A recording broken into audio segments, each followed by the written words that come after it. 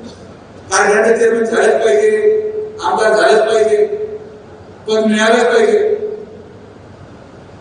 आमदार व्हायचं असतं तर मागच्या 2 महिन्यामध्ये केव्हा झाला असतं. हे जे झालेत नवीन पोरं, हे नवीन झाले आणि जे जे सरकार जे घेत आहे त्यांना मी सांगू इच्छितो, पदाचा आनंद मर्यादित ठेवला पाहिजे. तुम्ही ज्या पदाचा आनंद आज घेताय हे पद आम्ही सोडून दिलेले पद आहेत, हे पण तुम्हाला. खरं तर आमचे दुसरे सहकारी या ठिकाणी या जिल्ह्याचे माजी खासदार सुजय दादा या ठिकाणी नाहीये. काल परवाच मी त्या ठिकाणी माध्यमांच्या माध्यमातून ऐकलं, त्यांनी देखील त्याग केला म्हणून आमचा कदाचित त्या ठिकाणी नंबर लागला असावा, म्हणून त्यांचाही त्या ठिकाणी उदार मनाचे असे आमचे दिलदार मित्र सुजयदादांचाही मी मनपूर्वक आभार या निमित्ताने मानतो.